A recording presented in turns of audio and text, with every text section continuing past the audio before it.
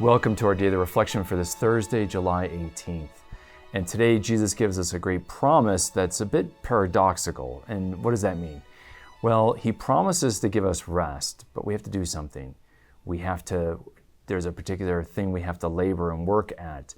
And so we have to work to get rest. Well, how does that work? The labor we're supposed to do is prayer and contemplation.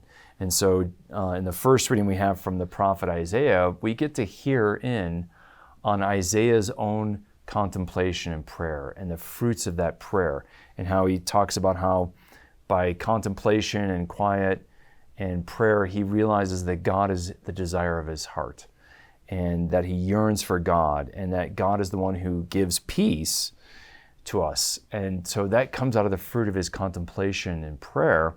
And in the gospel today, Jesus promises to give peace or rest to those who come to him who are weary and heavy laden in their labors.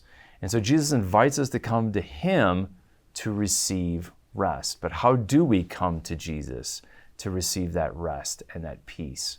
Well, we come to him through contemplation, through prayer.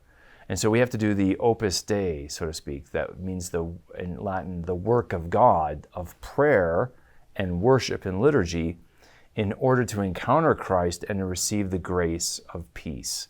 And so if we are too busy to create space for contemplation and prayer, our souls, our hearts in their deepest place will not find rest. We will be restless, as Augustine says, until we get that rest from Christ. And so here's the paradox of our lives. If we don't make space for prayer and solitude and silence and contemplation, we won't have rest and refreshment in our deepest heart and in our soul, in our spiritual life. So to do that, we have to make space. So Jesus gives us the invitation, come to me, all you who are heavy laden and weary, and I will give you rest. But you can only receive that rest in a life that's grounded and centered in contemplation and prayer. And so we see the fruit of that contemplation here with the prophet Isaiah.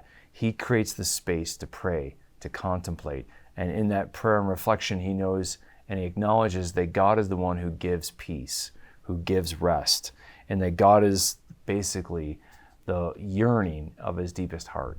And we don't know that God is our deepest desire if we don't create space for God to listen to our heart and to listen to him within our deepest heart. And so today let's reflect on this great paradox. To have rest and to be refreshed and be at peace, we need a deep life of contemplation and prayer.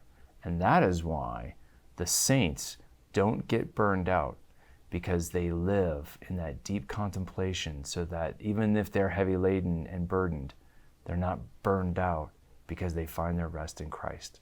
Do we have that rest, or do we burn out? And then we have to ask ourselves, are we really praying and contemplating? Let's do that work to find that rest. May the Lord bless and keep you.